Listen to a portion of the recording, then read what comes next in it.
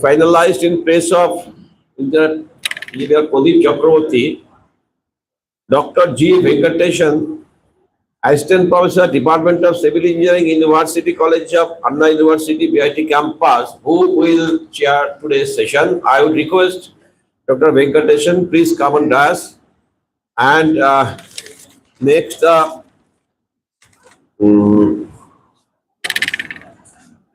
speakers are Professor Ashish Majumdar,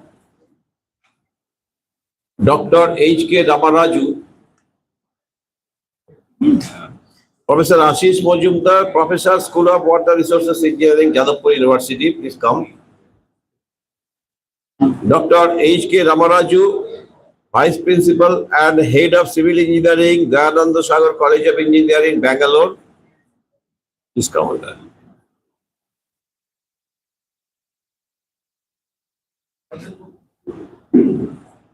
Next is Dr. Pradeep Shikdar, Professor, IIS WBM.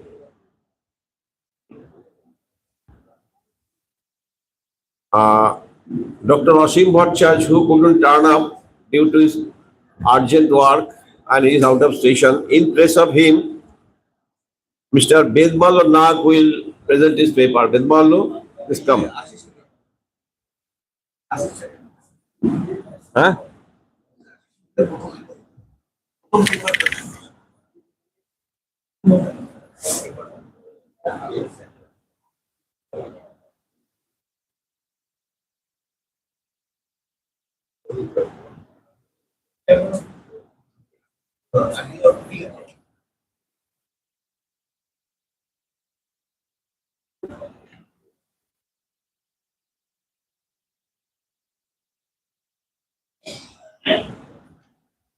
Nilanjan Saha, Kakuli Ghosh is absent, and our rapporteur, Mr. Ashish Datta Chaudhary. Ashish.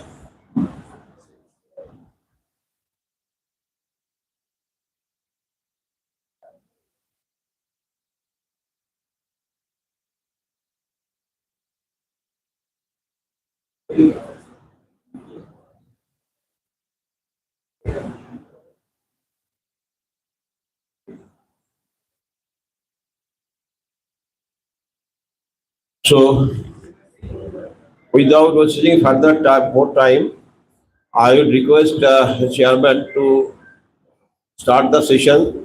Before that, I would request him, rather to the chairman, with his kind permission, if he allows Dr. Ramaraju, he has to go outside immediately within a few minutes.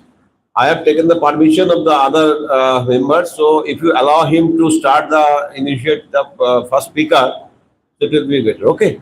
Then, sir, is all right. I don't want the microphone to the chairman. Please come.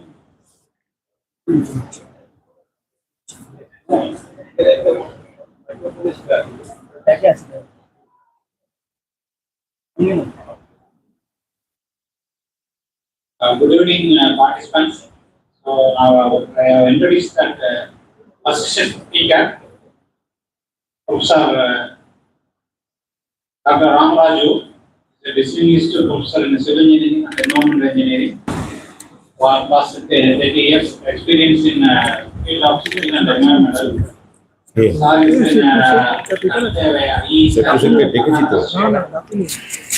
published 162 papers and appeared in other countries, Europe, Asia, and Australia, Africa, and North America. He is also very excellent research in R&D developments in various sectors, GSDs, MAPS, and AICT, UGC sponsored projects. He elected chairman of Institution of Engineers, Calcutta State Center for 2025. He also several experts in government of Karnataka and as well as government of India projects. Now I invite sir to take the dais. So sir is also lot of memberships in the various committees. Yes, sir. I will take the start taking the technical session. Right. 1 minute, sir. Just one small mistake is there. one more speaker is there, set to say, you please come. Please come and join. And I request Bhashwati to give a flower bouquet to the chairman of this session. Please come. Thank you. Thank you. Okay.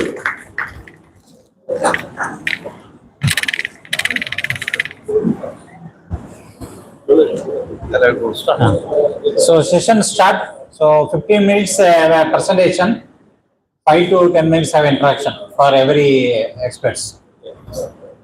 So due to time lagging, you maybe start. That is good for you.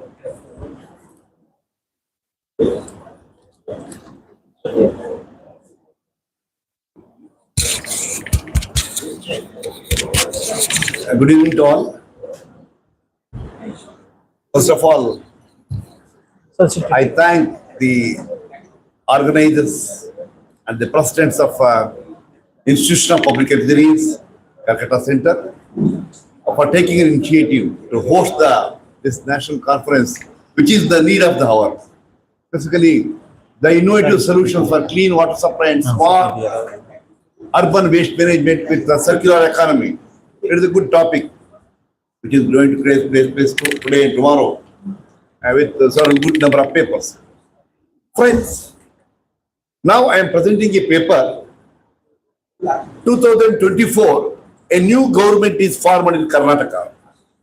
When the new government is formed in Karnataka, the present Chief Minister, D.K. Shivakumar, he was the Water Resource Minister in government of Karnataka during that time.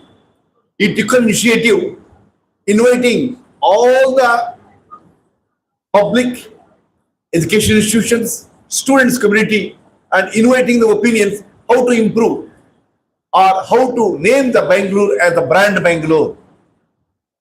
Keeping that as a line, he offered the suggestions from several people, from all the sectors.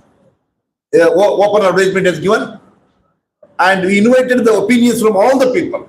In fact, you know, Bangalore is almost like a world because all the people from the world, they are staying in Bangalore. You take from any country, maybe USA or Japan, Malaysia, anything you take, those countries people are staying in Bangalore because it's such a city with good atmosphere and with the simplicity and being the IT city of India. We are really happy to tell that it is such a place where we received all the opinion inputs. It is more than your AI, whatever we are calling it as now, artificial intelligence or chat GPT. Really, it is a wonderful idea at that time taken by our present Chief Minister of Karnataka, D.K. Shivakumar. Of course, we technocrats work on it. Bangalore Water Supply and Sewerage Board is the authority to supply the water to the Greater Bangalore area, which is covering almost 800 square kilometers. They involved the academic institutions. They choose Dayananda Sagar College of Engineering, our college where I am working as a vice principal and head of civil department as one of the nodal agency, and I am the chief coordinator for this one. When we obtain the data and all, there are 4 pipelines which are placed there, which affected here. Of course, they named it as Sated Bangalore Water Security. Here, we have chosen the 4 points. Just I will explain these 4 points in and around that. I can easily conclude those things only. I can easily tell that ways to reuse the treated water to save the fresh water.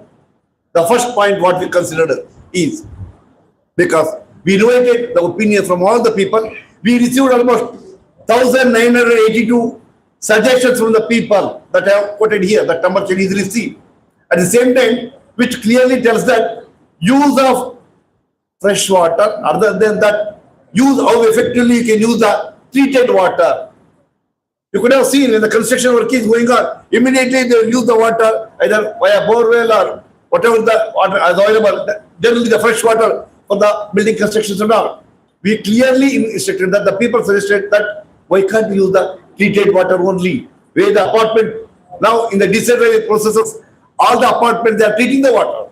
Like that, when the plenty of water is already available, the people only, they came with the solution. Sir, you just give the mobile numbers to the local local contractors and all, let them take the water from us. We are going to supply the water with nominal cost. And Bangalore water supply is also, BWC is also agreed for that one. And now the things are going on in Bangalore.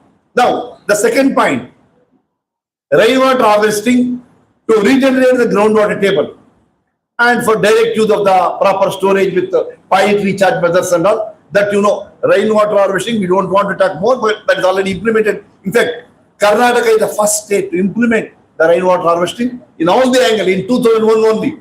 The draft has been approved, groundwater bill. As per that, almost all the houses in Bangalore, 60-40, everybody has implemented the groundwater recharge and all. 30-40 and all, depending upon the hydrological conditions and so many other variations where they had given the excuses for those things. Then, third point, how to regulate the indiscriminate use of groundwater. This is the one, wherever you go, it may be in West Bengal or you go, wherever you go, groundwater exploitation is the major these things. That too, during scarcity. Suppose today the water is not separate. Immediately there is some problem in our pump motors, whatever it may be. Immediately we'll call the people, hey, bring some water here. We'll call the vendors. Vendors, where you will bring the water, we don't know. Very adjacent to the drainages, open drains which are located there, where he has drilled his borewell, he immediately will pump the water and supply it to us. Maybe per van, depending upon the van, D vans and the bigger vehicles, they may cost 600 rupees, or smaller vehicles may charge 400 rupees, depending upon the quantity of water, with minimum of 3,000 liters to up to 6,000 liters capacities of tankers are available, where we are going to purchase the water and use it. Here, when during the scarcity, we are not worried about the quality. We are only worried about the quantity. That is all. We will not say, just supply the water. I say, I have to go to my offices, or I have to send my children to the college or schools, whatever it may be. We want some water. We don't know its quality at all. Where they are going to pump the water from the nearby drainage pipelines and they will supply the same water. Our worry is, who is going to check this water? Quality of the water. At the same time, over exploitation. There is no limit. You will take the orders. Madam, you just wait for another 15 minutes. I will send another vehicle. Something like that. 4 or 5 borewells they are going to maintain and they will supply the water. Here, we requested the government. This the complaint, the opinion came from the public only. They told us, sir, when they are going to use put some meters to the borewells. When they are going to pump the water, let it indicate that how much of quantity they are pumping. Let them pay the same amount to the government authorities. That's what exactly the suggestions gave from the people. At the same time, if they are using the water, non-potable water or quality affected water, you just put a fine on them. Something like that. The words came from the public with using your whatever artificial intelligence, special learning is there, AI and ML technologies, water quality monitoring and all. They gave so many solutions, which is almost nearly 4,141 people, they suggested the reports like that.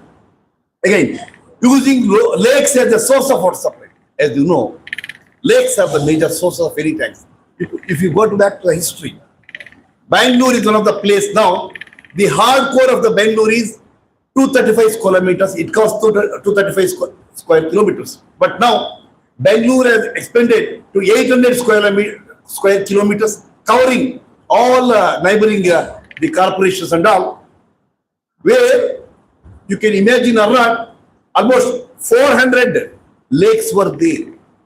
If you go back to 1960s, even up to 1985 or 85, we have data is available which clearly indicates that 460 lakes. Now everything has been disappeared. After 2000, that too, after 2000, when this IT sector took its shape, at that time, when I think SM Krishna was the chief minister, it is industrialization, specifically IT sector, IT capital of India, something like that name and all. The people starting, we don't know Bangalore, what attracted the people.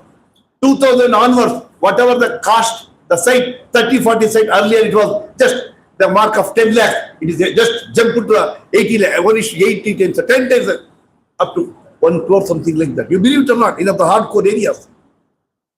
The people started pouring to the Bangalore city, and because of IT, at the same time, the apartment business, everything is increasing, which changes the lifestyle, where our contractors, the real estate people, they started encroaching with false documents and all. They started encroaching the lakes. Now we have left out with only 160 lakes. That is all.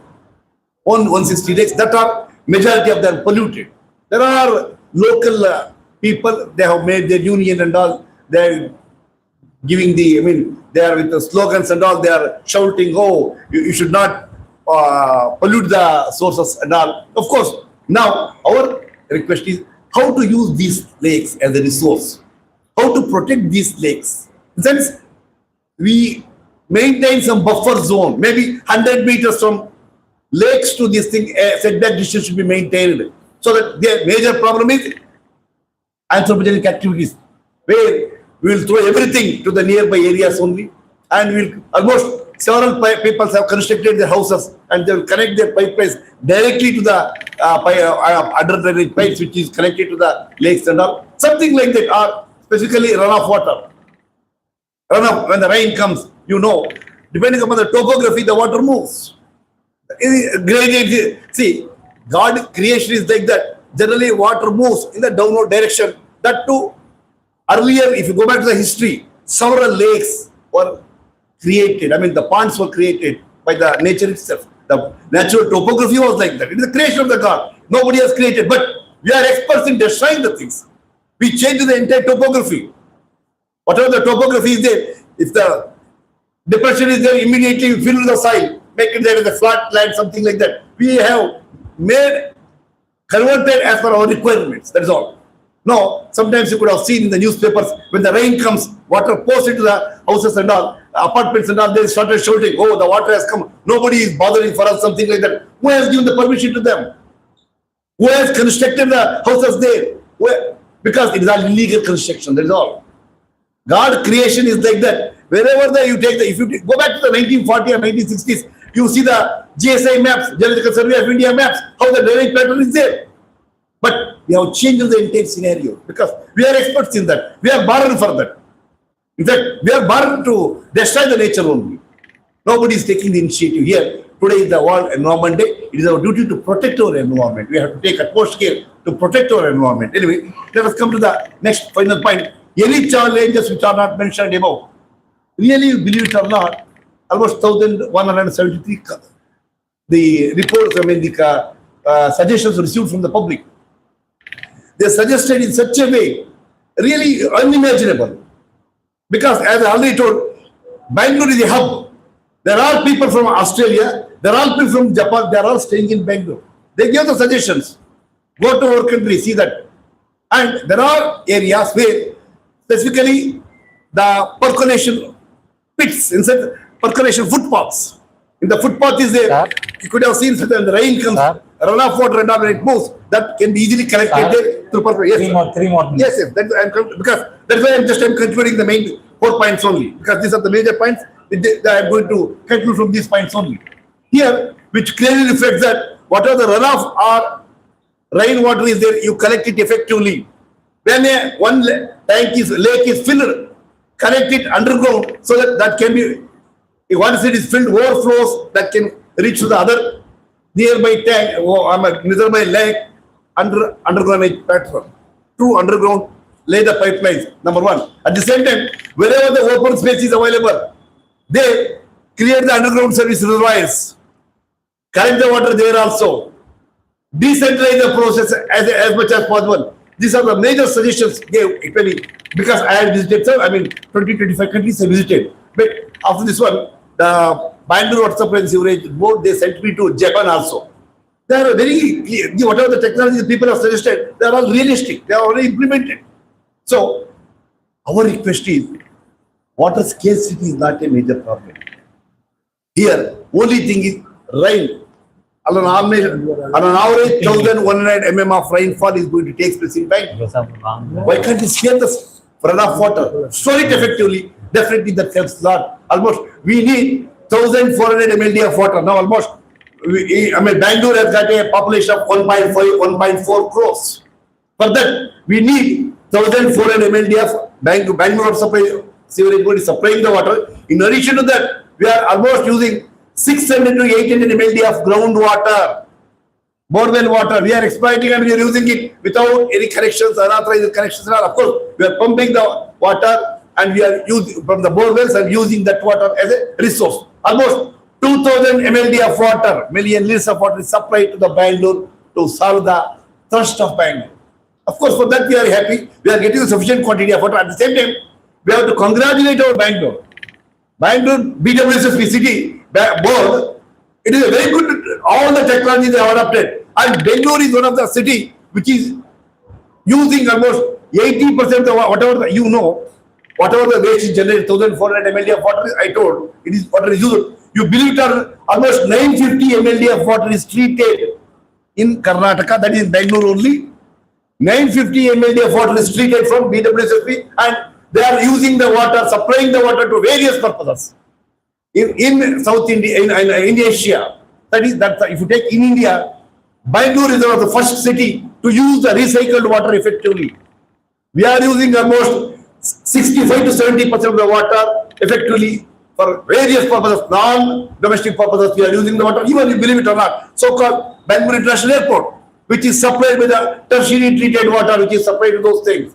And Bangalore, Karnataka is one of the first states to implement, to fill the tanks with the treated water only. That is for the Kolara district and Chikmagalur districts. They are filling the tanks of the treated water for the supplying the, pumping the treated water to those tanks. That is happening in Karnataka. So we are doing very well. Of course, technology-wise, there is no problem at all. So many technologies are available, which I don't want this thing at all. But I would like to show, this is Bangalore, which is located like this, almost as I told. 33 number of sewage treatment plants are there, out of which we are using almost nearly 60 to 70% of the water is treated and used effectively. And the reuse of the treated water, which are given 80-50 MLD of water, how exactly we are using around that I given here. Of course, I don't want to touch all these points which I have already told in the explanations only. Yes. Feedback of the summary reports which I have already told, how he got the opinion from the several people. Really, it is a good suggestion which we got the report from all the public and all. Any states definitely, because now being the technology is not a major problem. Technology is available. Only thing is the mindset is required to implement the technology. That is all. Because we have reached research status, India, we reached research status with technology and all.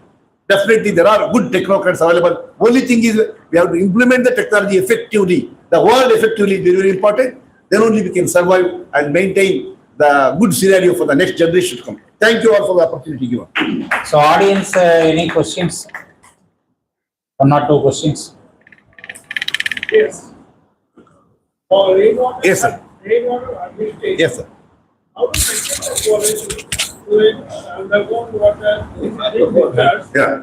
is not polluted. Sir, as I already told, yeah.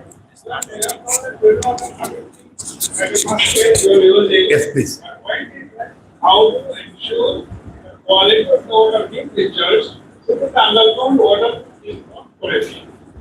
My question.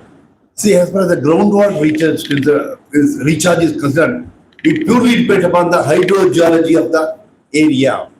As I already told, 30-40 site area, because there only we have drilled the borewell, recharge and all, it is not at all possible. Of course, some area it can be, it depends upon the permeability and porosity of that area soil, that characteristics plays a dominant role.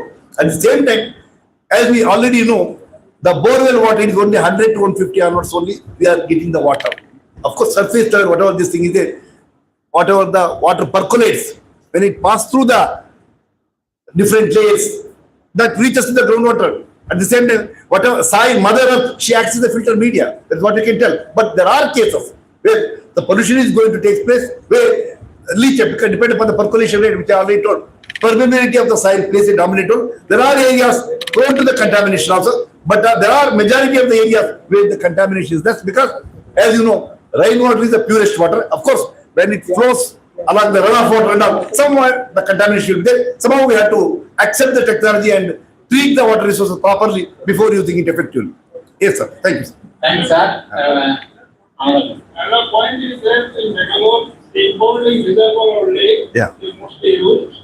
How do you ensure the sustainability of the importing water source, I mean lake source. Because there's a big problem sometimes when the less rainfall.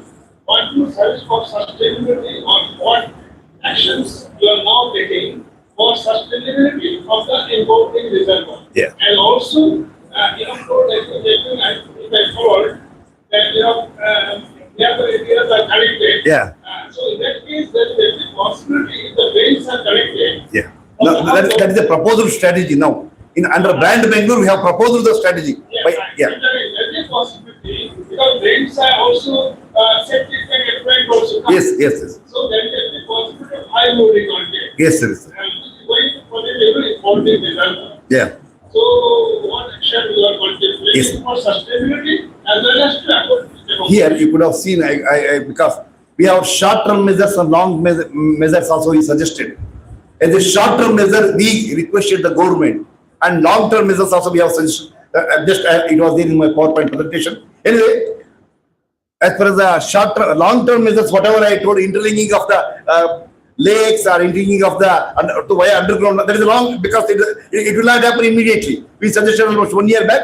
Government is still studying the process going on. The technocrats are discussing about the gradient pattern. It is a process that is going on because it is a long time. It will take 3 to 5 years for the further implementation.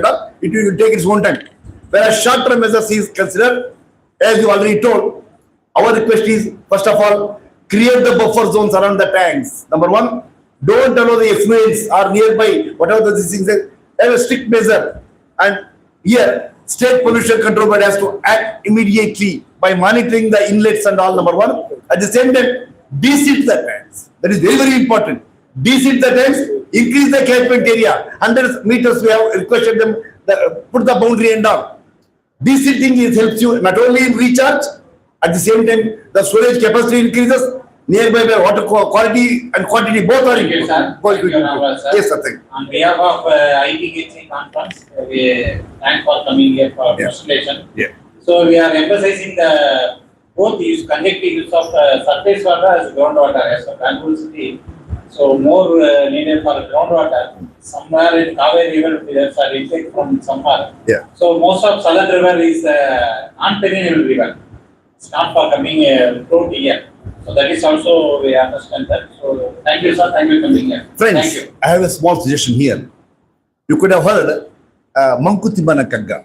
It is called as Bhagavad Gita of Bhagavad Gita of India. That is what I can tell. That can be translated to any language. It is like a Bhagavad Gita only.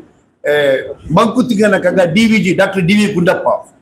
It is in Kannada, but almost the words are explanatory, self-explanatory. You can easily observe. ಪ್ರಕೃತಿಯನ್ನು ಹೊರತ ಮನುಜ ತಿದ್ದುತ್ತಿರುವಂತೆ ವಿಕೃತಗೊಳಿಸುವನ ಆಕೆ ಯಂಗಗಡ ಭೂ ಕೃಷಿಕ ಶಿಲ್ಪಿ ವಾಹನ ಯಂತ್ರಿ ವ್ಯಾಕೃತಿಸಲೇನವಳ Mankutimma. In Shilya, I told the industrialization, urbanization, how exactly it is taking place, and we are going against the nature. At the same time, again, to continuation of that one, ಹೊಸತನವೇ ಬಾಡು, ಅಲಸಿಕೆಯನ್ನ ಸಾವು ಬಿಡು, ರಸವು ನವತೆಯಿಂದ ಅನುದಿನ ಹೊಮ್ಮಿ ಹಸನೊಂದು, ನುಡಿಯಲ್ಲಿ ನಡೆಯಲ್ಲಿ ನೋಟದಲ್ಲಿ ಪಸರುತ್ತಿರೆ ಬಾಳ್ ಚಿರುವು Mankutimma. To summarize, these things are common which is going to happen, but we cannot keep quiet. We have to go along with the technology advancement, but using it effectively. Thank you all for the Thank you. So I apologize for that. So next speaker, Professor Ashish Manjindar, Professor, School of Water Resource Engineering, Jodhpur University. So sir also delivered the lecture. So all speakers, please, wherever your mail ID and the phone number, possible the person that before PPT. So it's interaction required for after presentation also. So now 5:20 sir. So 15 minutes take time sir.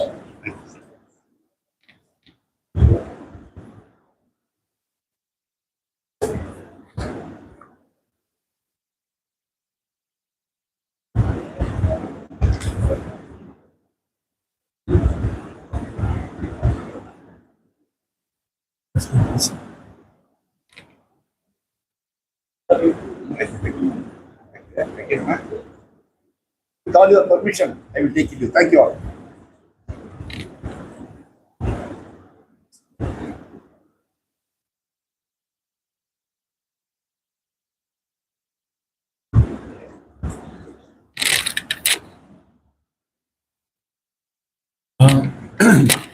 Thank you very much. Namaskar. I think I should restrict myself up to 15 minutes because there are so many good speakers over here. So the chairman on the dais and the eminent speakers on the dais and eminent personalities of the dais, my respected Professor Unnava Mujumdar, President IPHE, Professor Devashish Chatterjee, Boshishtha Sengupta, and also many of my colleagues, and particularly Vishwajit Mukherjee, Dr. Vishwajit Mukherjee, I can find him there also. So it is nice to be here once more. Although I am a life fellow from the beginning, but really I used to come only during the occasion when I have been called for some presentations. So thanks again to IPHE for their kind invitation. And today, as I'd like to talk something new, at least one or two things. New in the sense that nowadays it is getting drawing attention of the scientific community and those people who are trying to supply the drinking water or water supply system, those who are supporting that, who are managing that. Now, today it is a World Environment Day, as you find, and World Environment Day, particularly today, this time they have called that inspired by nature, and then for climate, for our future. So nowadays, all of us know that we have very good filtration system, source and filtration system, with which we can have a good filtration. But most of when we are, going for really ordering the water plants and with the free filter system, water supply system, then obviously we forget about that nature-based fantastic filtration system known as source and filtration system. So nowadays, I think we should call back. Now, if you see the calls of the different EU calls means European Union and Government of India, they give certain calls on water also, water treatment also. You will find now this is the only track that is the natural treatment.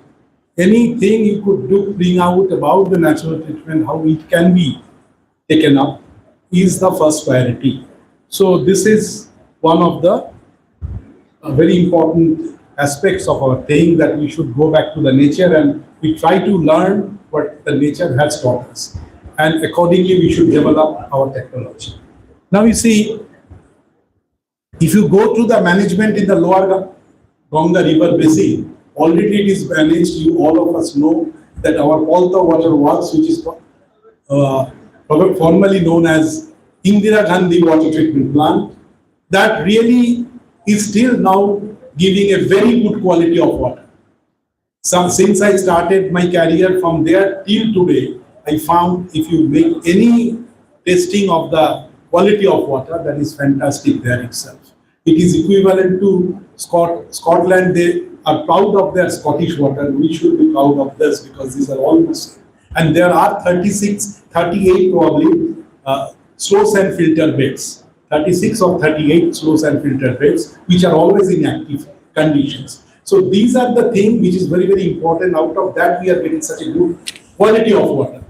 Now, the thing is that these are capable of conventional treatment or other treatments also. They are capable of removing the pollutants of the load that we are getting from the our Ganges, or we should say the Hooghly River. Now, the problem is that nowadays there are, every river system, ultimately some of the contaminants are coming, which we call emerging contaminants. Now, the emerging contaminants are, number one, that contaminants which are coming from insecticides, pesticides, and some of the, particularly our lifestyle use.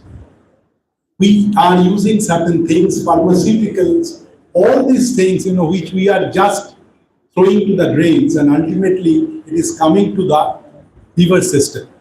And most of that being very that in the environment it doesn't break very easily. It comes to the river ultimately and becomes polluted. So when we did certain research on that, we find that our system is so far is okay, so far our conventional or the main polluted ingredients of river Ganga. But whenever we see that the study area, we made a study, our scholars have made a study with the obviously our young faculty members and with the obviously Arunava Mujumdar was there, Professor Arunava Mujumdar to guide many of the students, and we found in our North 24 Parganas as well as also in particularly Gangetic, lower Gangetic Basin, many areas, we have made a lot of samples and we find some of the ingredients that I'm talking about, and these are includes HCH. HCH is one of the components that is coming from the pesticide and insecticides. HCH, which is basically a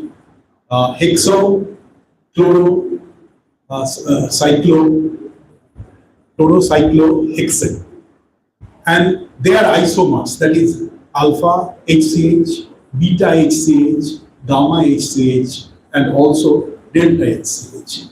These isomers, if you now find, it is now, if you see that sort of samples, whatever we have carried out, these are obviously not alarming condition doesn't appear at all, but it has come down to a peak, at least it is not at all in a trace mode. It is already can be detected very easily. So far, if you have a GCMS, then you can easily find out that these traces are coming out.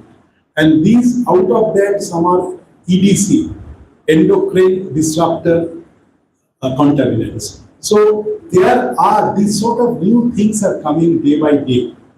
And particularly, these are very difficult to take up with the conventional system or not is a question. That's why you can say that water treatment plant, which is otherwise has been doing very well, that may not be capable of really treating this sort of contaminants or not. These are important questions. We have seen, even today, I think Dr. Nilanjan Shah will also give his presentations. So we have carried out the study in Chhatra also, in the different ponds of Chhatra, different water bodies of Chhatra, extensive we have carried out the thing, and we got it really higher than the acceptable limit.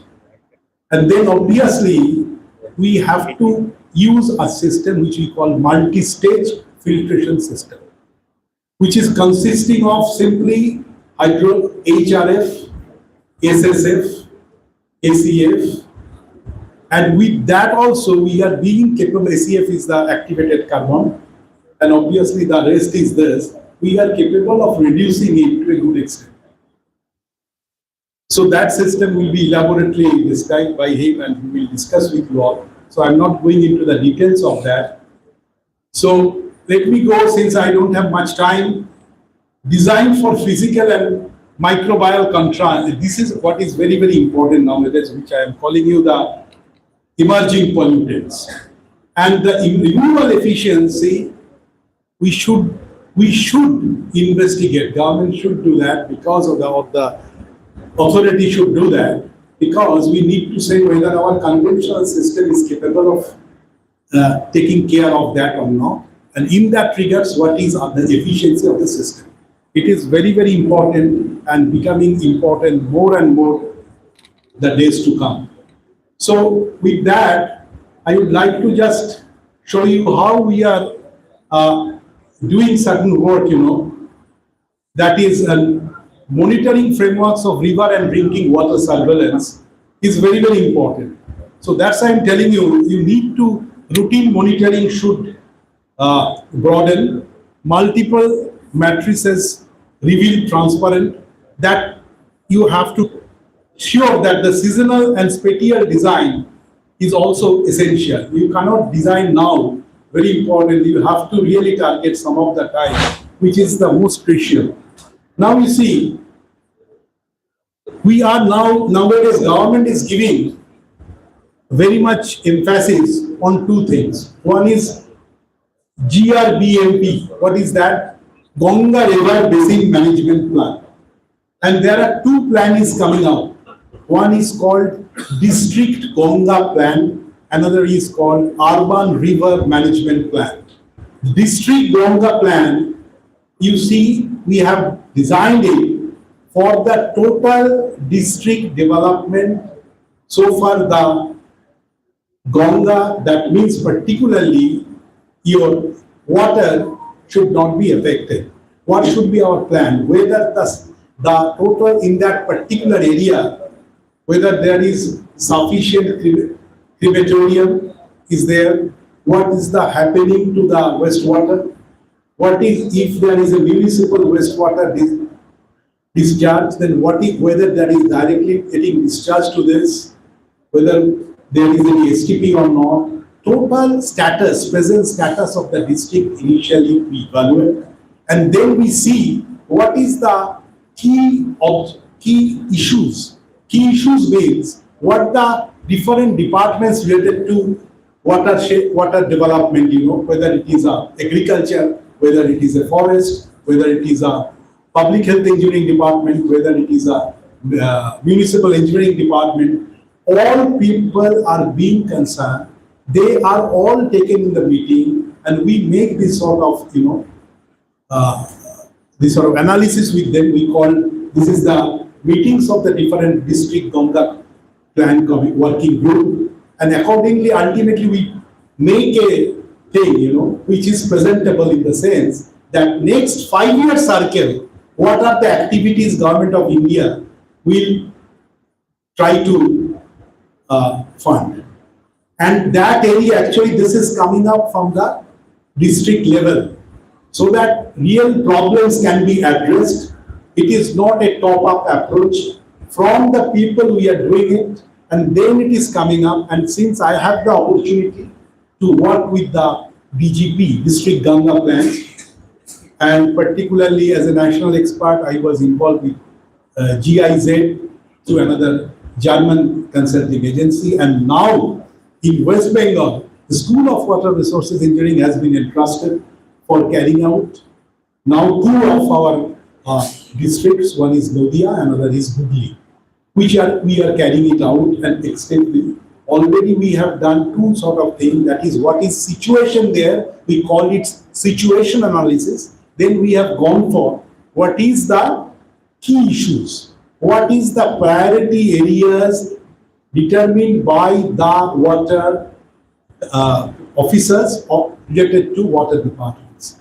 As I mentioned, even the forest department also we are involving agriculture, we are involving every people, public health engineers, even some of the areas STPs have been done by the KMDAs, so we call the KMD officials as well. And we are always trying to take a total thing, what is the at present, and what is the requirement, and what is the gap. So this gap analysis is very, very important. And then we find out what to be intervened. And that is again not we do it. We only facilitate the process. Each and every time there is a discussions, there is a working group meetings, and from there only we are deriving that what is to be done, we call action plan. That is another section. There are 4 sections, section A, section B, section C, and section D. Ultimately, that will be recommended by the district Ganga committee, DGC, which are being chaired by the, usually by the district magistrate. So DM and then the working group by the ADM and the concerned departments that we are carrying it out. And we have finally submitted to the state Mission for Clean Ganga, SMCG. They will take it as a state-wise, and then obviously they will forward it to NMCG, National Mission for Clean Ganga, for taking up the action. So one thing is there, we have to admit, we are sending some of the plans, and suddenly there is an approval of one of the plans which may not be in the priority list. But this time, this priority is as decided by the district Ganga committee, which is called the district Ganga plan, that it will be totally followed. This is what may not be all the recommendation, because it is not a permanent plan. Every 5 to 6 year cycles, it will be again newly thought of, newly, lot of discussions will take place, again it will be changed. According, there is another plan is coming up, which is called URMP. Very nice thing, just I would like to give you the idea. Urban River Management Plan. That is also NMCG is obviously Government of India is funding, and the NMCG is funding the respective NIUA. NIUA is National Institute of Urban Affairs, and in turn they obviously take it up. And the School of Water Resources Engineering, again, we are very happy that we have 5 cities in West Bengal that we are making the plan, which is called Urban River Management Plan. And this Urban River Management Plan basically tries to link the people with the river. How? Obviously with the abatement of pollutions. If you see the key benefits, or rather the purpose of URMP, the URMP serves as a structured guide to help cities integrate river sensitive planning into urban development.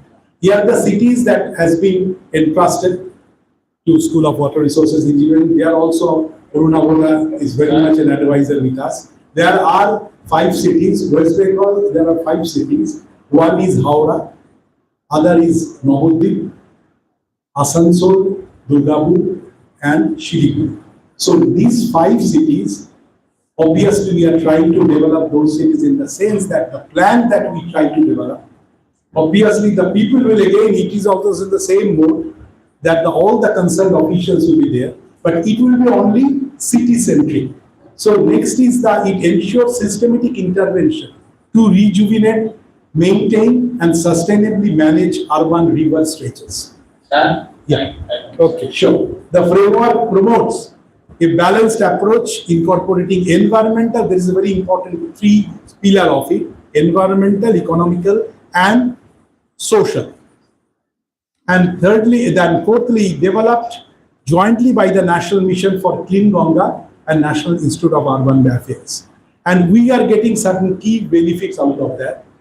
And the key benefits are improved water quality and ecosystem restoration, economic opportunities through sustainable tourism and recreation, strengthen community participation in river management efforts, which is the other thing of it, apart from the technical, your intervention of pollution and everything, the most important thing is that here also we are adding the revenue generations with the different activities. So it could be a river-based ecotourism sort of thing, obviously where river will give us a lot of opportunity to ecologically we can enjoy the environment, and the city dwellers can have an opportunity of their entertainment.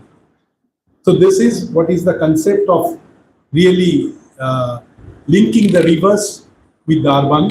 And these plans, you see, the Government of India is trying to develop these plans starting from the district wise to the cities, and ultimately river centric concept will come, and we have to keep in our mind that we have to keep our rivers free from pollution for existence, for own safety.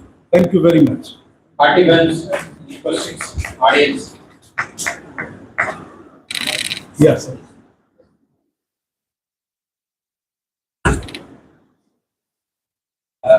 Regarding emerging pollutants, removal, we are basically conventional treatment system with ramps. Yes. But Calcutta is fortunate, as you mentioned rightly, we are 90 million gallon slow circuit. Yes. Is it slow circuit comparatively than rapid circuit? Yes. To be able to remove emerging pollutants. We found that. What is your opinion? Yeah, sir, we found also that with the help of our MAF, that is working much nicely because of the biofilm. that is get smooth layer that is getting developed over the slow sand filter, that is capable of taking up many things, sir, because the rotifers are there. Their total, capacity is still unexplored rather.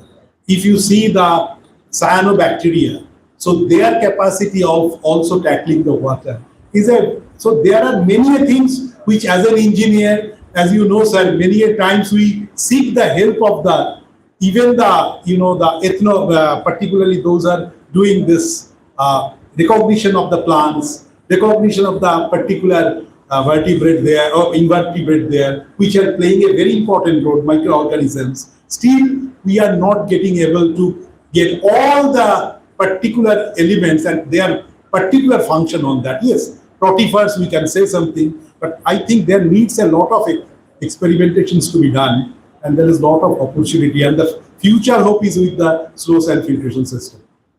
On behalf of IPHE, thanks to Professor Aziz Mujinder. Thank you, sir, coming here for giving the lecture. Next session, go to Professor Pradeep K. Department of Environment and Management, Indian Institute of Social, Infrastructure and Business Management.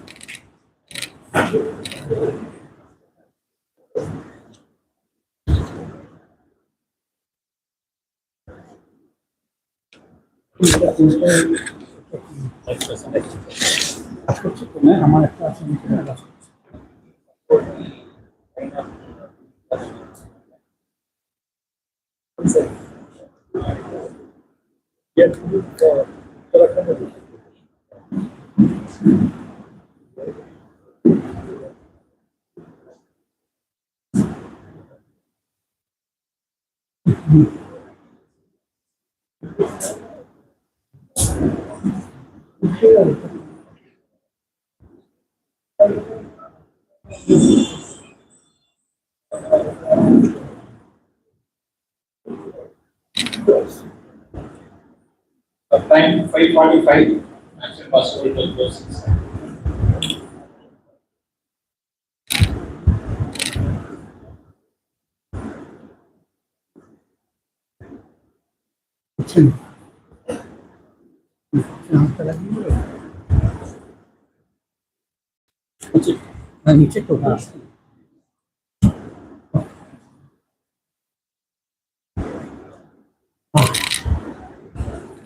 Respected Chairman and other members on the dais and off the dais, ladies and gentlemen, at the outset, I would like to thank the organizers for inviting me into this national conference. And I'm going to talk about sustainable water resource management and water footprint accounting. Now, the content of my topic would be first I'm going to discuss about the Indian water scenario and water crisis, and then I'm going to talk about the challenges for water management, and then move on to water footprint assessment and accounting, and then method to calculate water footprint of businesses and case studies on water footprint accounting, and then of course concluding remarks. Now, to come to the Indian scenario, if you look at the key surface if you look at the resources, each year, we have 4,500 kilometer cube of rainfall, and out of this, the fresh water that is available in our country is 1,122 kilometer cube. Okay, and out of this, 250 kilometer cubes are stored in dams and reservoirs, 440 kilometer cube that flows in the rivers, and 432 kilometers that infiltrates into the groundwater body, and this is your 1122 kilometer cube. Now let's look at the key surface water resources. We have the river systems, that is India has a network of 10,360 rivers and tributaries. The estimated mean rainfall of all river basin is 1,869 billion cubic meter, and the dominant basin is the Ganga and the Brahmaputra basin, comprising almost 60% of India's renewable surface water, and that accounts to 1,121 billion cubic meter. And then you have the man-made reservoirs, and we have around 5,000 large and medium dams, which stores around 250 billion cubic meter of water. Now, if you look at the groundwater, from the groundwater perspective, the net annual extractable groundwater resource is 407.75 billion cubic meter. And out of that, the existing draft for all uses is 247.22 BCM. And so therefore, the stage of groundwater development is 60.63%. And if you categorize the blocks, out of the 762 blocks that has been assessed across the country, safe blocks is 73.14% is safe blocks. Safe blocks actually means if your stage of development is less than 70%. Now, if your stage of development is between 70 and 90%, we call it the semi-critical block, and we have around 11% of our blocks which are semi-critical in nature. And then between 90 and 100, you have the critical blocks, and we have around 3% of our blocks which is critical, and then we have around 11% of our blocks which are overexploited. That means your discharge is more than your recharge. And if you look at these units, how these units have been categorized, in the northern part of our country and the northwestern part of our country and the southern part of the country, they have these overexploited blocks. And if you look at these in the northwestern India, this overexploitation is because of indiscriminate groundwater withdrawal. That's why you have the problem over there, that is overexploited block. And then you have in the western India, that is because of arid climate, the resource is less. And similarly, in the southern India, again you have this crystalline aquifers or the hard rock aquifers, where again the groundwater availability is low. Now let's look at the water crisis. Now the first one, 54% of India faces high to extremely high water stress, and so therefore almost 600 million people are at higher risks of surface water supply disruption. Again, 54% of water levels in India's groundwater wells are decreasing, and that is because groundwater is being extracted for agriculture and municipal use faster than nature can replenish it. Now, India faces severe water stress with 18% of the global population and 12.5% of world's arable land, but only 4% of world's freshwater resources. Approximately 600 million people experience significant water stress, with over 20 cities expected to face critical groundwater shortages. And major reservoirs have dropped below 25% of their life capacity. The National Commission on Integrated Water Resource Development projects India's water requirement by 2050 to be 1180 km cube per year. And the country's utilizable freshwater resource, as I said earlier, is 1122 km cube per year. And so therefore, that implies that the water demand will exceed the available supply by 105% by 2050. And that's the warning sign. The figures are more alarming because the resource is not uniformly distributed. If you look at the Brahmaputra Basin, 6% country's area, 3% population, water resource 334 km cube, and the per capita water availability is 5,656 meter cube. Whereas if you look at the availability in southern and western regions, it's considerably less than the national average of 1545.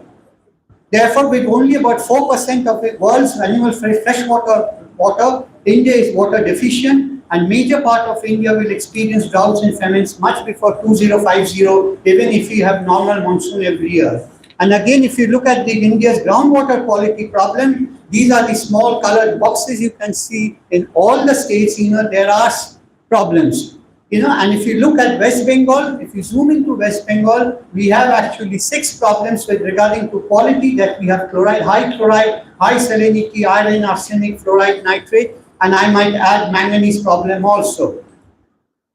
And you also look at the annual per capita availability, and that is also falling from 1951, which was more than 5,000. Now in 2011, it is 1545. So that means, it has crossed that, it has gone below the 1700 mark. So we are in a water stress condition, and we are actually moving towards a water scarce condition, that when the per capita availability goes below 1,000. So in 2051, you can see the projected per capita water availability is 1140. So therefore, let's look at, the problems, across the country. In number one, wells running dry across the third of the country. Number two, per capita availability decreasing. Number three, water usage is increasing from 62% in 2017 to 105% in 2005%. And then poor wastewater treatment, 37% of our wastewater is being treated and the rest is dumped directly into the land and into the water. And then number five, so therefore our water quality is declining. So therefore, what are the core drivers of this crisis? First is monsoon dependency and runoff. Number two is over-extraction of groundwater. Number three, inefficient agricultural use. Number four, urbanization and infrastructure lapses. And number five, contamination and climate change. Now let's look at the current initiative. Number one is Jal Jeevan Mission. Number two is Atal Bhujal Yojana. And number three is watershed management. These are the current initiatives that the government of India has taken up. Now let's look at the challenges for water management under climate change scenario. First, if you look at the agricultural sector, the challenges is to meet the increased demand from existing resources because there would be an increased demand for food production. Now, if you look at the industrial sector, there would be increased water demand for industrial growth, and the challenges would be effluent recycle and sludge disposal, adoption of modern technologies, and increased water productivity. And from the domestic sector, it is increased water demand for urbanization, and so the challenges are new sources for water supply, water pricing and metering, prevention of wastages, and sewage treatment. Now, if you fail to address the freshwater issue, exposes our businesses to four major risks. Number one, damage to their corporate image and reputation, increased regulatory scrutiny, financial risks from pollution, and insufficient freshwater availability for business operation. To address the freshwater crisis in India, therefore, businesses should shift from basic conservation strategies to comprehensive water stewardship utilizing water footprint accounting. So let's now move on to this, what is water footprint assessment and accounting, and how we can assess our water footprint.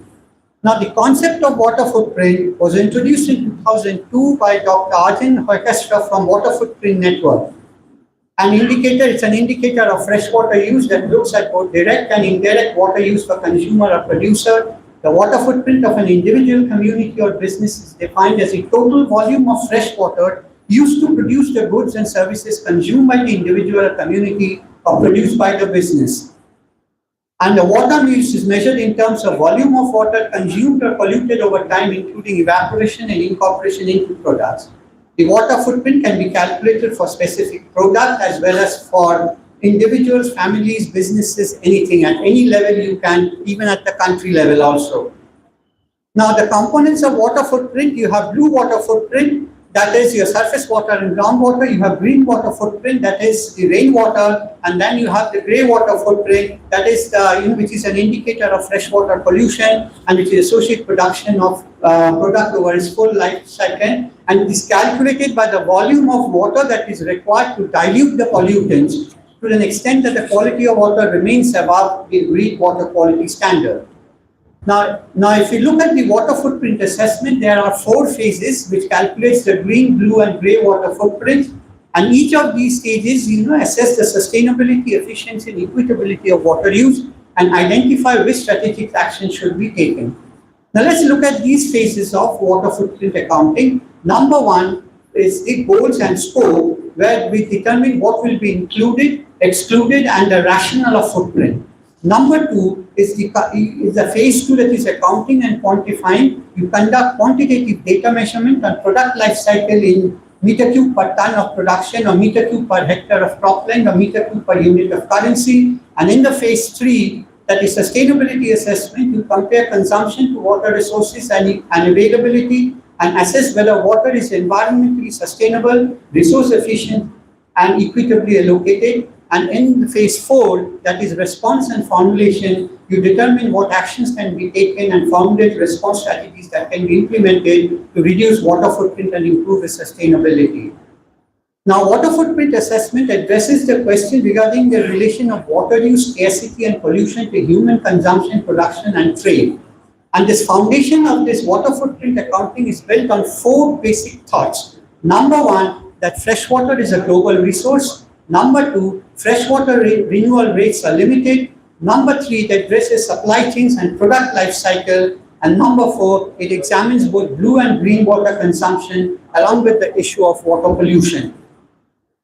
The key questions that every business should ask while exploring their water footprint are: where is their water footprint located? Is it within their project, or it is outside or within the supply chain? Now, what risks does water scarcity impose to the business itself? And number three, how sustainable is the water footprint in the catchments where the operation supply chain processes are located? Okay, so I will move on fast. So you can, you can have national water footprint, you can have product water footprint, you can have business water footprint, and the methods to calculate, there are 7 steps. Step 1 is definition of the business and business unit. You have to define that first. Step 2 is the calculation of the operational water footprint. Step 3 is the calculation of the supply chain water footprint. And step 4 is the calculation of the total water footprint. And then you have, step 5, if you have any business specific things you have, say for example, you're using PET bottle, then you have to add that water footprint of that PET bottle. And then in step 6, you calculate the water footprint of the output products. That means per product, what is the water footprint. And then finally, you calculate the water footprint of the total businesses. Now, as I said earlier, there are 2 important concepts. One is the direct water footprint or the operational water footprint, and the second one is the indirect or the supply chain water footprint.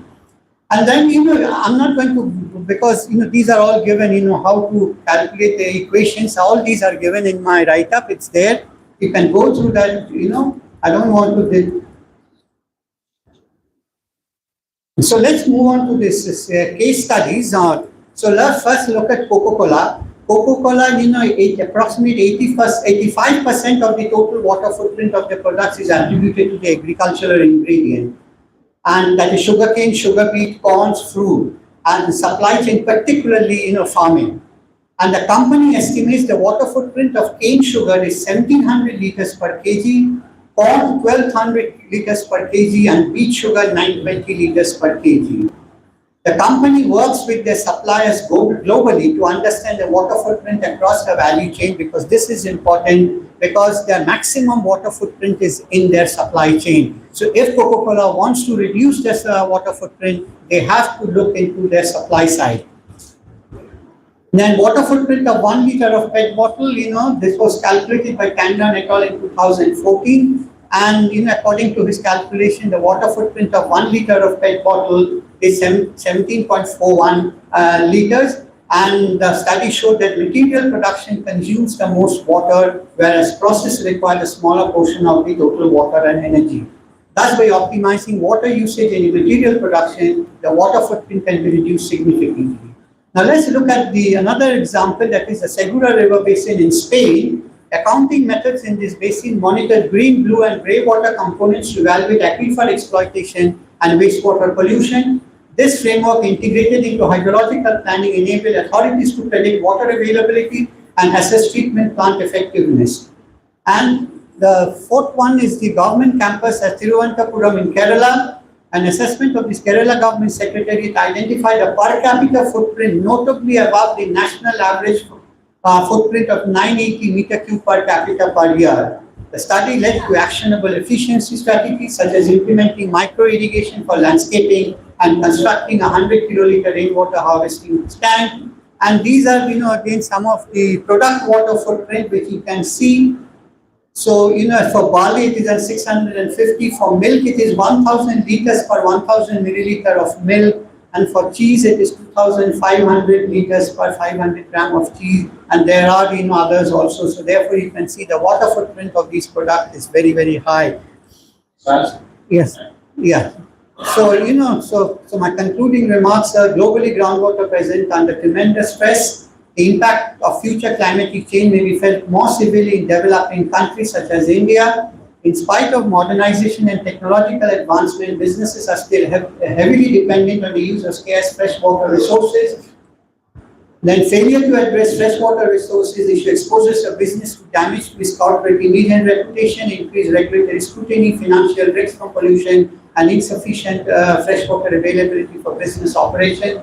Businesses must take the first step towards managing and understanding strategic corporate risks related to water by quantifying the use of this scarce resource.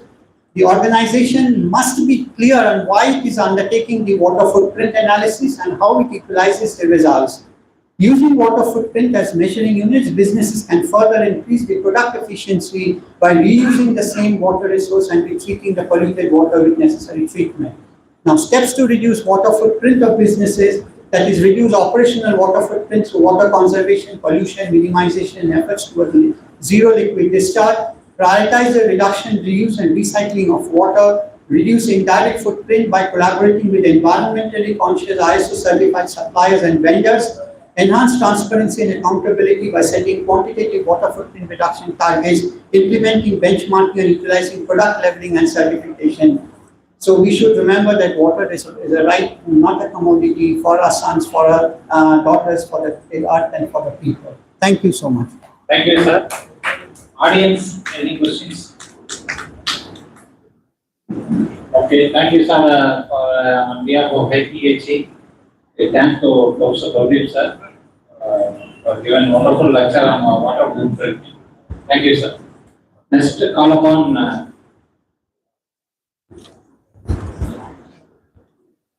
Mr. Sipul Sheikh, Anna University Civil Engineering Department.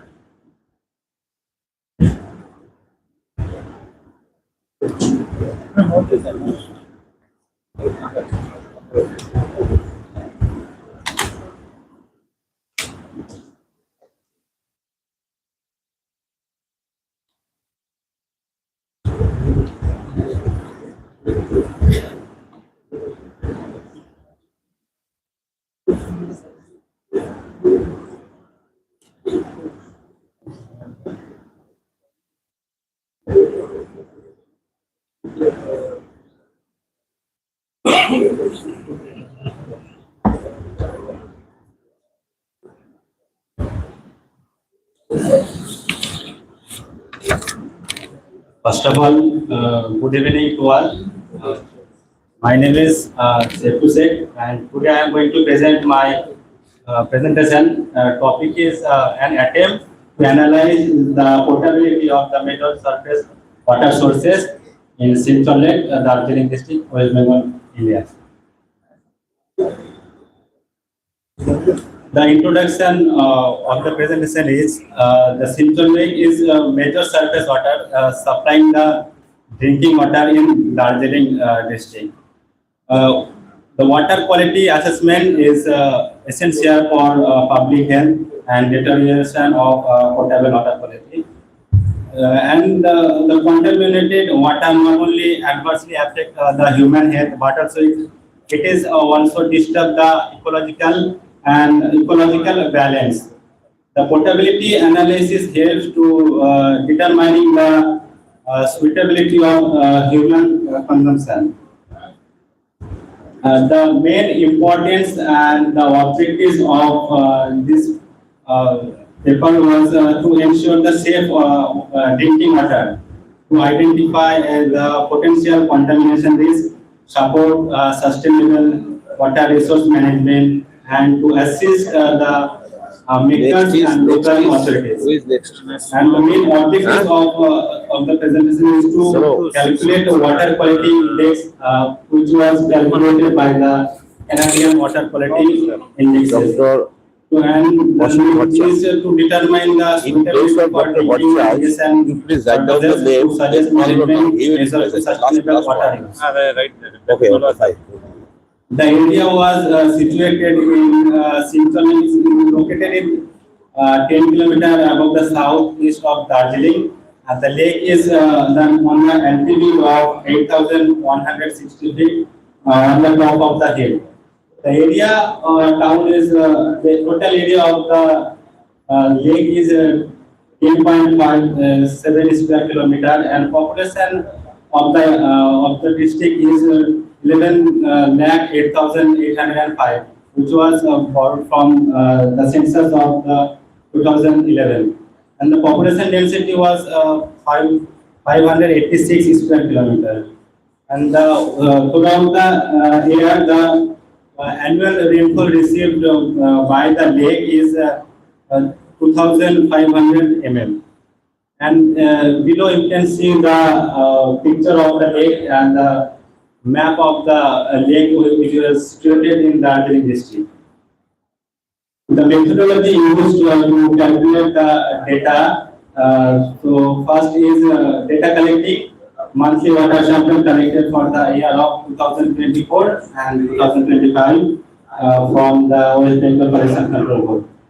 Also, we have used the Canadian Water Quality Index method to assess the water quality based on three important factors, which is F1, which is nothing but the parameters which is exceeding the permissible limit, and the frequency F2, which was which standard value of the parameters, and third is F3, which is amplitude of all the parameters.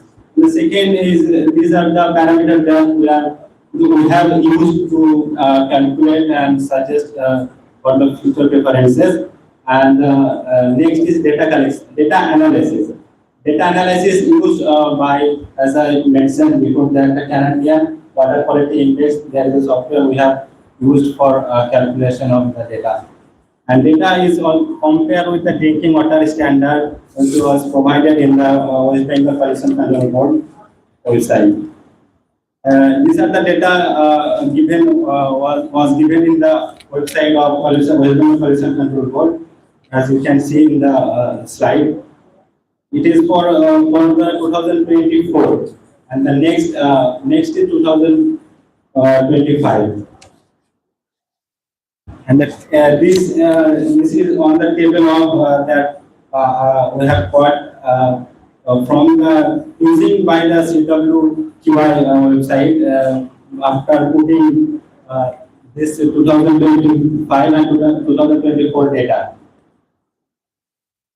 And this is for 2025, and the result and discussion of the presentation is the key observation was pH remained within the acceptable limit, which was 6.08 for 2024, and for the 2025 it was slightly higher than the 2024, which is 6.78, and dissolved oxygen and other parameters are also increased. For example, like turbidity, that as you can see in the slide, turbidity increased during the monsoon period in 2024. On the other hand, in the year of 2025, it showed the seasonal fluctuation, which was different.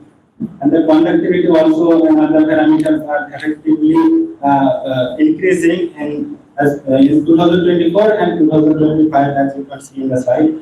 And the main result is CWQI got the data, which is drinking water quality, which was our main purpose, which is you can see in the slide that value is 4, which is poor category for the drinking water. And the comparison of the data from 2024 and 2025 CWQI data. In the year of 2024, the value was 4, and 2025 you can see in the slide that value was 10, which was slightly higher than the average value, which is not good for the drinking purpose, which is falling under the poor category. The overall comparison reflect the slight improvement in drinking water quality compared to 2024. However, the elevated turbidity, increased conductivity, and the higher phosphate concentration, etc., highlight the need for the regular monitoring for use of future different types of water. An effective treatment is also needed to use for the future and ensure for the safety of the human beings and others. And the main conclusion at the last part, it is dependence on certain water sources rather than a groundwater, and Sinchol Lake is remain the primary drinking water sources. That's why we have taken this lake for our presentation. Most physiochemical parameters are within the acceptable ranges, and CWQL is the indicate that poor drinking water quality without treatment, continuous and monitoring and water safe protection are essential. And last but not least, the sustainable management is required to ensure for future water security. And we got this data from the different website and different research paper, for example, like Census of India 2011 population and etc. And thank you. Thank you, sir. Any questions? Turbidity.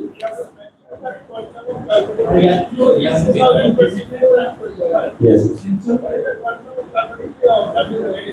Yes, sir.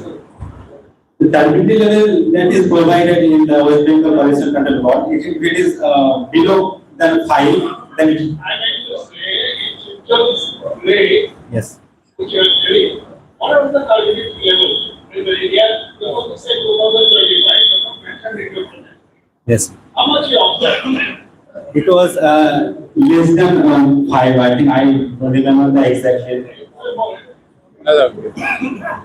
Next, sir asking one question. I'd like to know, have you visited the center? No, sir. I am not visited. Thank you. So most of time we are in hilly areas. So visit for one time we getting the more data. So whatever the fields data can be recorded. So thank you, sir. Thank you. Your next presentation for Darjeeling area. Next to call upon the Academy of Water and Technology Environment Management Consultant. Please clap them so the audience appreciate that.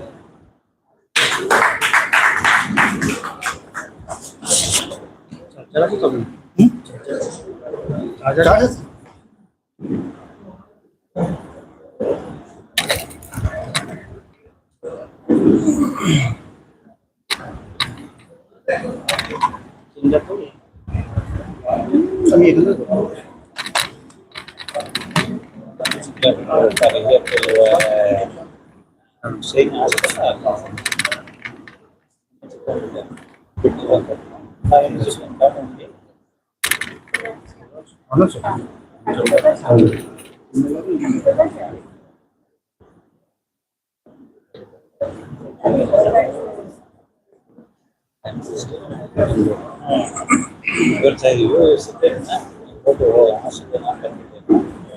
Yes.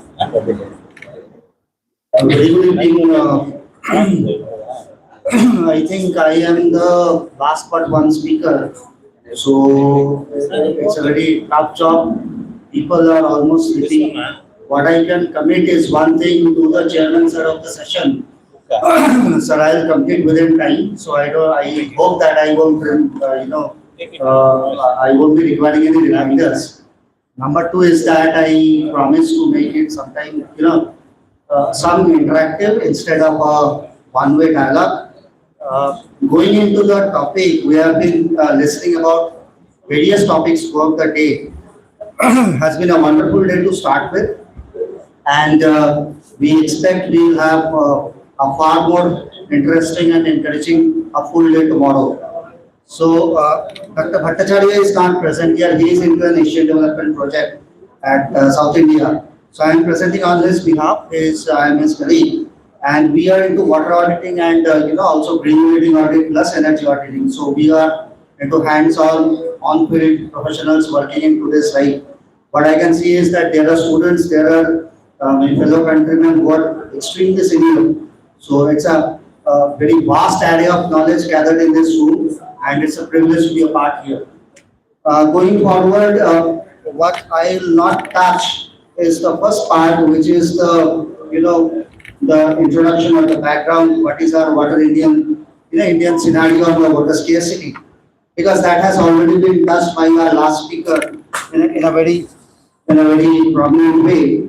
So instead of going slide by slide, because we don't have much time there, what I request is to appreciate the moment, because it's a World Environment Day, and we are all gathered here to appreciate this various concepts. Water is a very big field, and it might not be very long when we will be celebrating maybe energy, water all together in a more holistic way. So, appreciating on water, yes, we are a water scarce country. So that is by definition, it's declared. There are issues. Again, not going into this current scenario, these people know already. Going forward towards the, instead of problem statement into the solution part, what we need to do or what we are actually doing, what are the technologies available in the industry right now. So we all have the technical capabilities or the technologies available here in India. The only point is there are 2 points actually. One is the financial part on behalf of the industry, on behalf of the urban local bodies, where there are certain government fund shortages, somewhere there are funds. Second part is even more fundamental, that is the mindset. Someone told us the mindset. I would rather tell it in this way, that's the goodwill. So what Mother Earth wants from us today is nothing but goodwill. Now the first solution part is the water neutrality. I think last period has already touched upon this part. Now, the fundamental core concept of water neutrality is eventually essentially 3 R's. So reduce, recycle, reuse. So those are the fundamental cornerstones. And to achieve those cornerstones, there are various technologies. Now, water pollution area, this is again, you can see out of 48,000 kilometer length of our rivers, 6,000 have high BOD. So that's a piece of information. More important is that what we do with this piece of information. So these are all data part. Yes, our government is ready for cleanup act. Now, this is very interesting. I think most people know, but still, a very recent development, not very recent rather, to 2020, where it has been mandatory for the Indian industries. Whoever the industry is in whatever sector, whoever withdraws more than 1 lakh liter a day from groundwater, a mandatory water audit has to be done. Not only that, that's the first water audit, and it has to be repeated also with a bare minimum percentage reduction of 20% water usage over the next 3 years. And then it gets even more stringent. So it is a stick kind of method. There is carrots also, where industries are getting incentivized for this. And whoever the industries are who are drawing more than 1 lakh liter, people are willing, people are coming up to save their water. So there is goodwill. There is no dearth of goodwill in the industrial sector. That's what we feel. As I said, NUT orders stricter norms for effluent discharge. So this is the new guidelines. You are aware that the BOD COD has been, considerably reduced. So to meet these types of guidelines, the kinds of STP technologies, the kinds of ETP technologies that we need, those technologies are also, they need to be adequate enough. We're coming to that, and not only BOD COD, but also the microbial load as well. Now, yes, regarding the selection of technology, that is one. What we often find in the industry is a faulty design system, or what actually is not a faulty design. A plant was designed maybe say in the year 1980. Naturally, that design didn't consider what will be the load in 2026. So mostly this load variation, both in terms of the volume of the water as well as the quality of the wastewater, that creates a huge problem. A second problem, which is not written here, is that lack of operator training. We don't have enough trained operators on sites. It's a very practical problem. Industries do suffer. In fact, they bleed for this. At times, plant management are, to some extent, obliged to take people who are not trained enough. And if we don't know that what should be the at what BOD load I will return my activities class, and at what percentage, then there is no point in having the best of the plants in the world. if we don't know how to operate it. So that's another problem area for the industrial sector that we are focusing on. Need and driving forces leading to circular economy, yes. So this is water is a circular economy now, and so not only about water, it's more holistic concept is the ESG part and the reporting. The PRSR reporting has now come up, which the SEBI and the stock exchange made it compulsory. But the topmost Indian companies for proper reporting format has to be followed for the ESG reporting, and water plays the most vital part in that.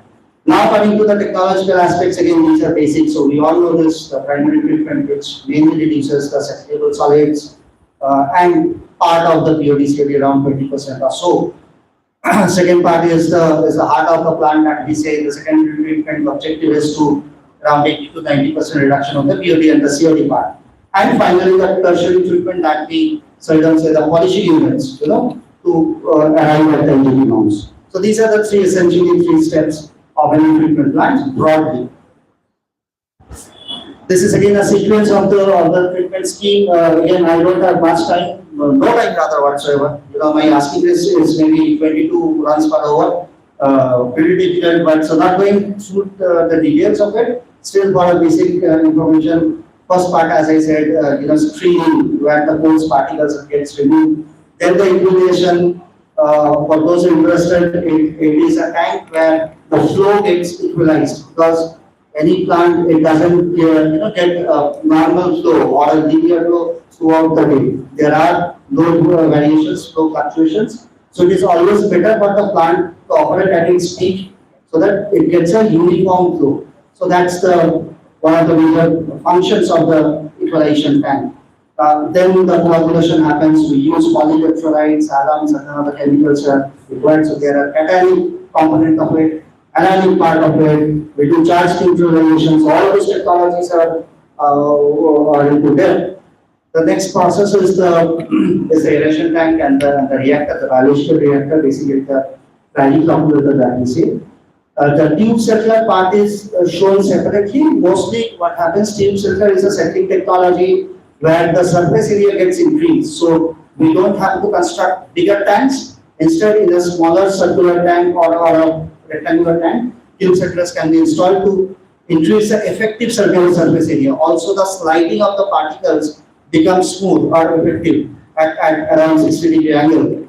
So that's another part, and then there can be return. There will be a return sludge so that we use the active microorganisms instead of moving it out of the plant, so that we will reuse them to further reduce the BOD load.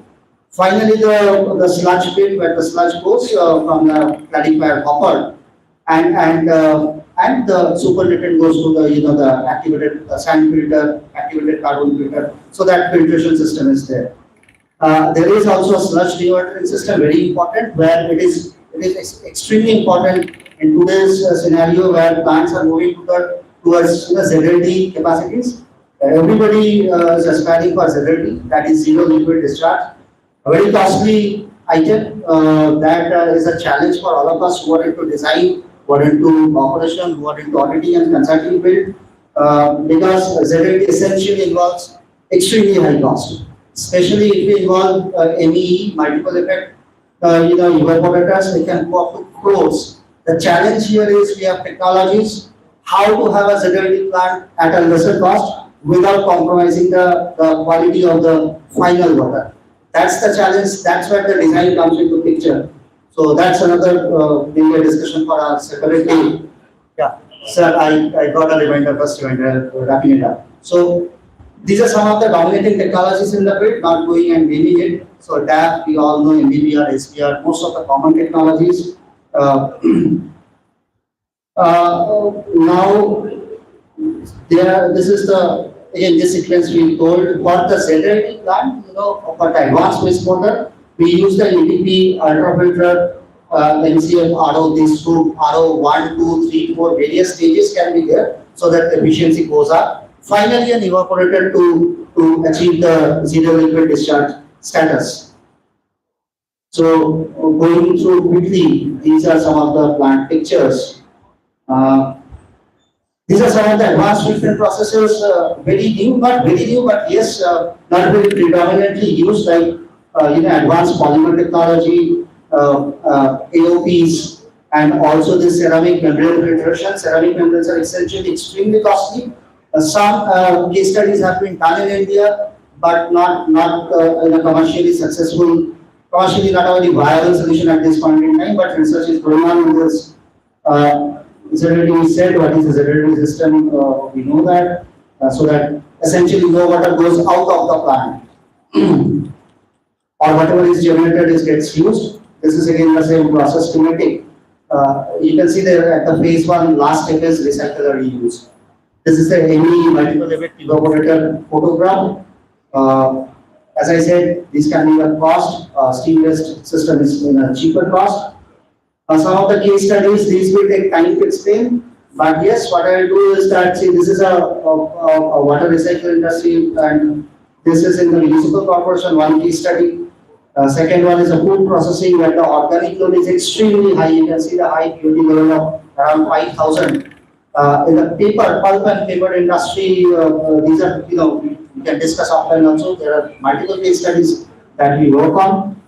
So concluding remarks, yes, water neutrality with linear to circular water economy, that is the motto and that's the way forward. Again, ending it is that what Mother Earth, she's asking for from all of us today is only goodwill, nothing else. So thank you all very much. Thanks a lot. Audience, participants, any questions? Thank you, sir. Nice presentation. So more involved in the industry side. That's also for the treatment technologies and water. Thank you, sir. So up to this session is concluded. Oh, yes. Sorry. His name is Niranjan Shah. Sorry. I think that time is gone also. So I call upon the Niranjan Shah, Dr. Niranjan Shah, School of Water Resource Engineering, Jodhpur University.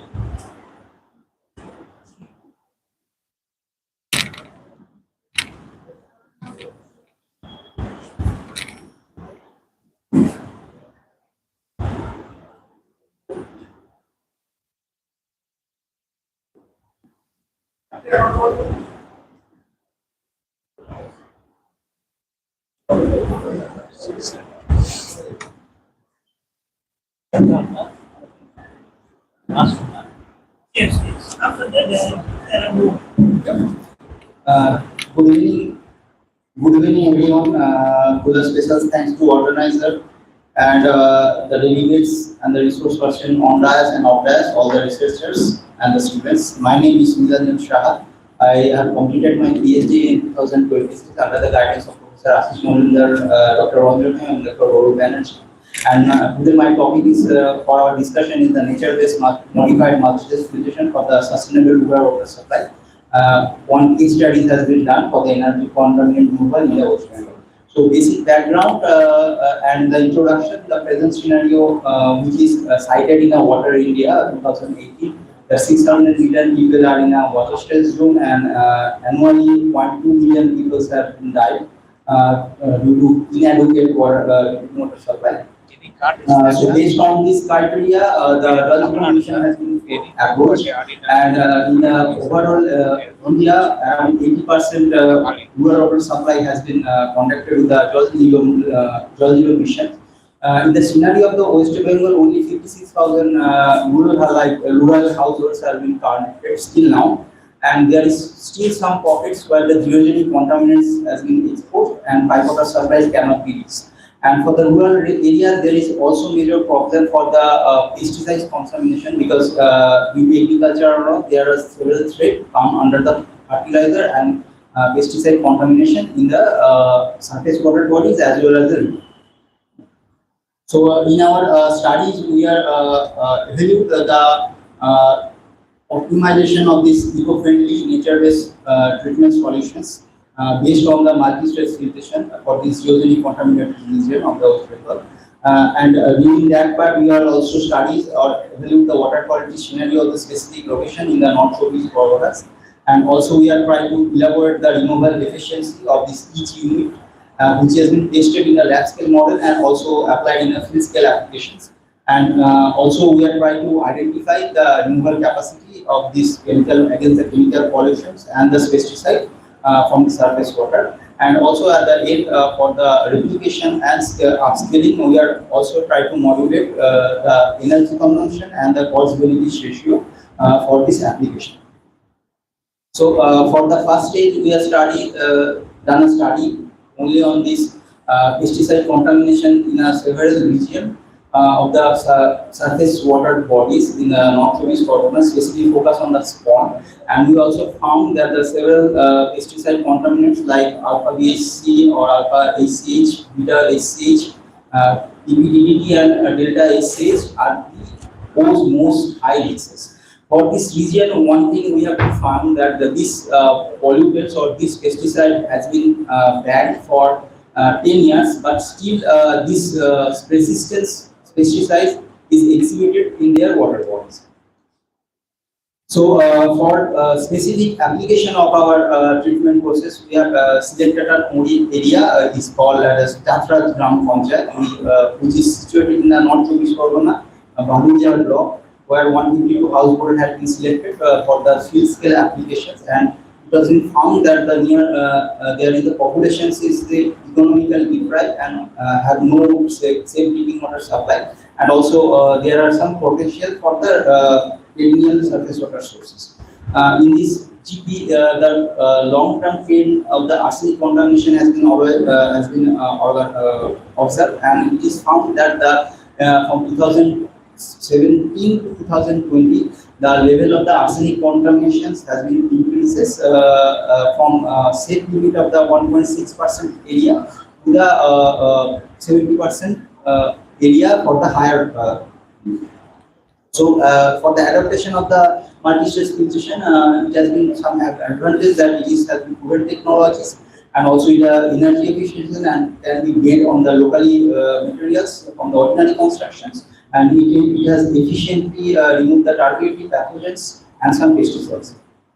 So these are some components of our multi-stage filtration. One is called the horizontal drafting filter, another is called the source and filter, and another is the activated carbon process. There's every treatment facility has specific advantages and some disadvantages which can be mitigated by the upgradation of the technology.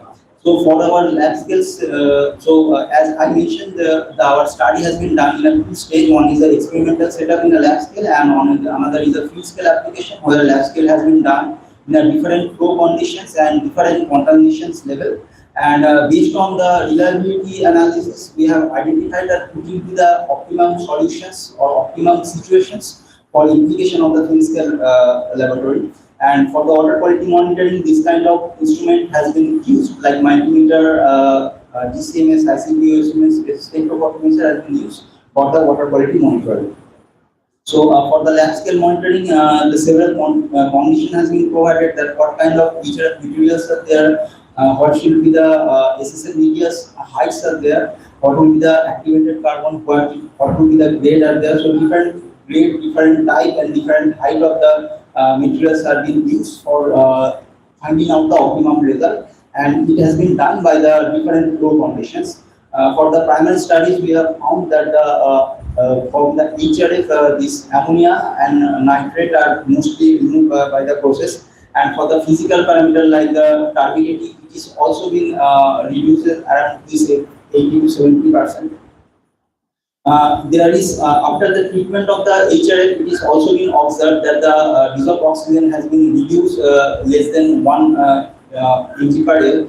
So using this in SSF, it has been observed that the increase of the dissolved oxygen is essential for the maintaining the microorganism health and safety. So therefore, the cascade radiation has been provided, and the analysis of the cascade radiation has been done, then it has been found that the increase of the steps, the aeration efficiency has been increases.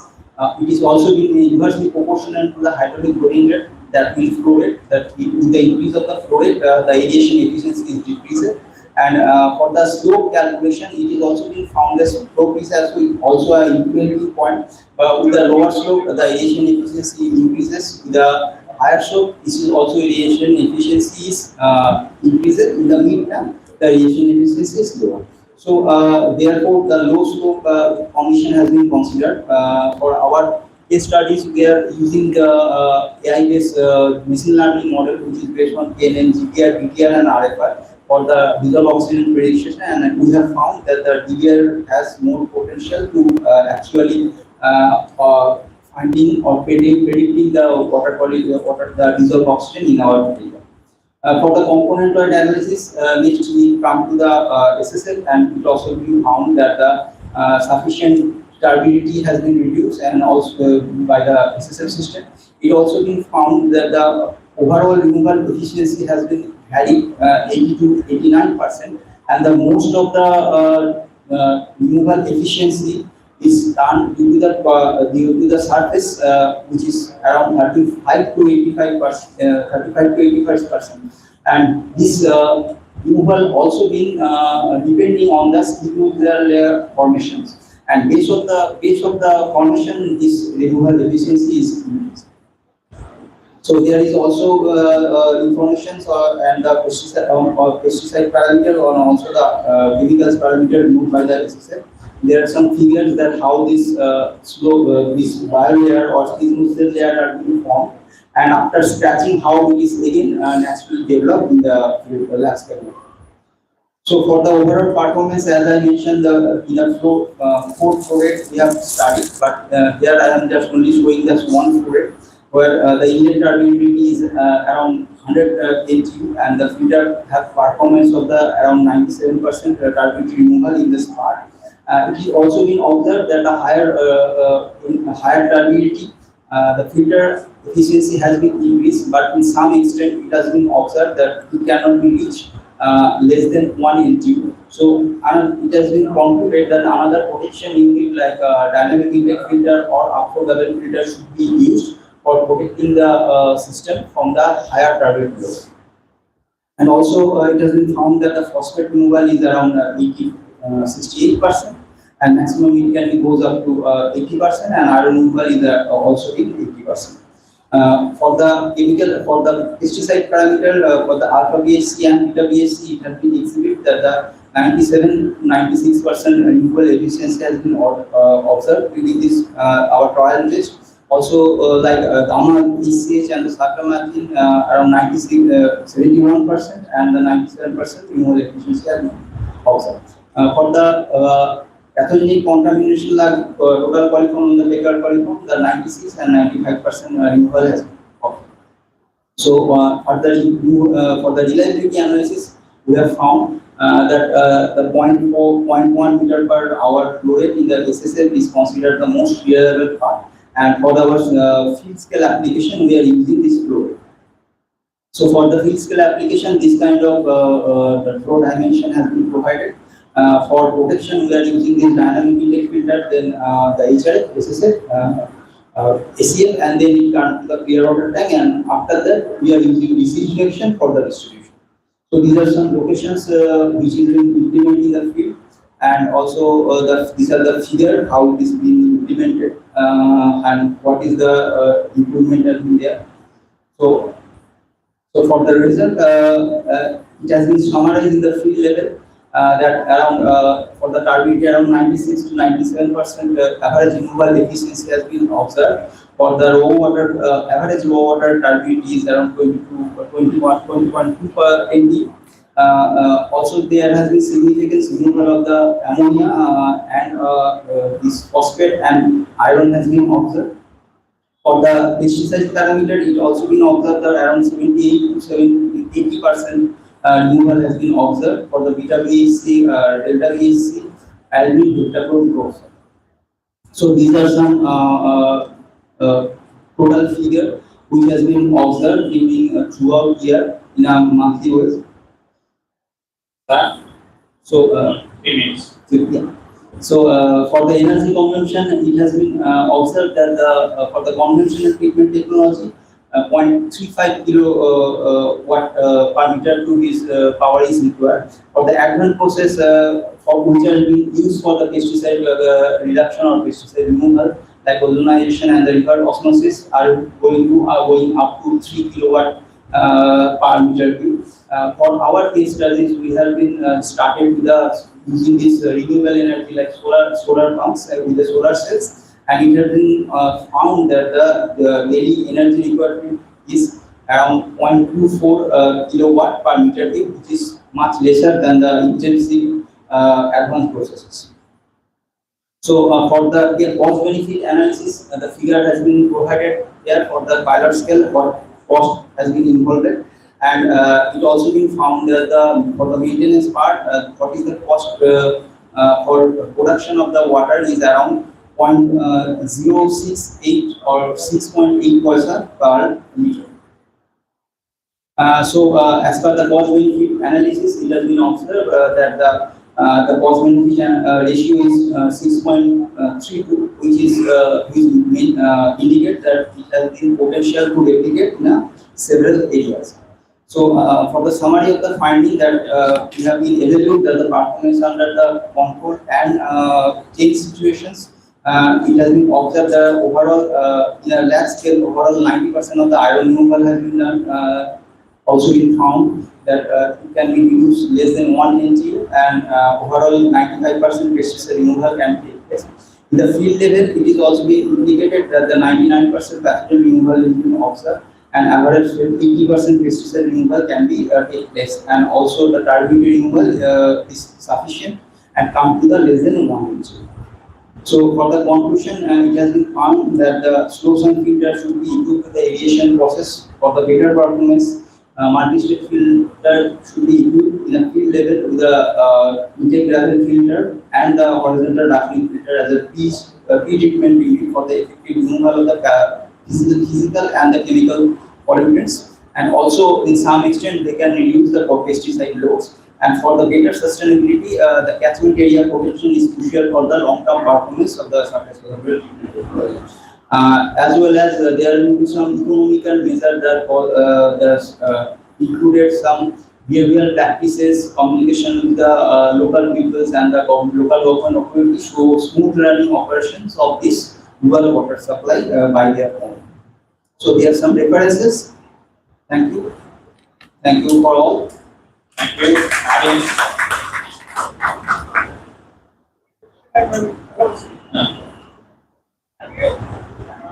In the rural area, for arsenic removal, they prefer factor in many of the rural areas.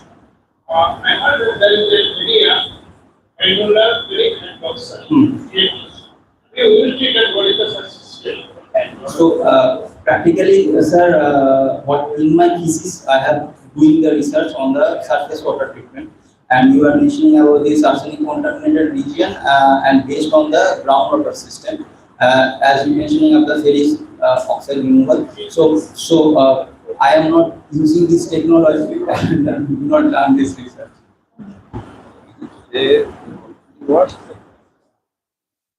Thank you, sir, Dr. Nathan, sir. It's a nice presentation for large scale model that I worked with this number. Thank you, sir. So on behalf of IPHE, coming here for give this speaker. Thank you, sir. So up to this for technical session 1, water supply issues and challenges. They are more interesting on water resource engineering as well as environmental engineering. Both will be mixed with that. So we have groundwater, they have given 2 expert lectures. So arsenic removal and the contaminations, 2 lectures from Jodhpur University. And another one for Darjeeling for water sampling. That give a nice presentation. So up to this process, we need for our water and wastewater. So both of these development. So most of in European and other foreign states use another thing. Recycling method will be separate, and the water also they have separately used. Same like that we see the Singapore So they have not have any water, but they have borrowed Malaysia, but they have good quality of water. Same like that in Arab countries. Now the water will be going on. So anyway, they have a desalination plant. They will be taken for the water and wastewater. So again, I thank given the opportunity for President and the Secretary sir on behalf of IPHE. So Dayas for taking this particular session. Thank you, sir. And madam. Thank you. We are regarding the process of the program. We have shown a long patience, really, and I appreciate your patience. Tomorrow we are meeting here. Session will start from 10:30, but you are requested to come by day. Tomorrow is the holiday program. Some Spain, and now after closing of this program, we will go outside and the small packet take calendar. Okay, thank you all of you. Thank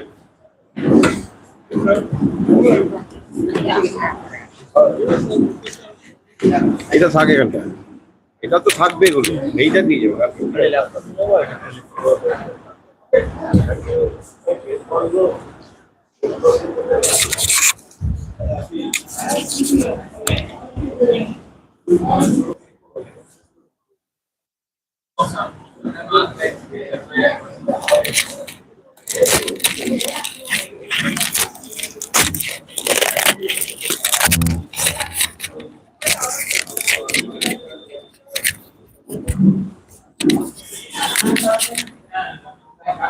you.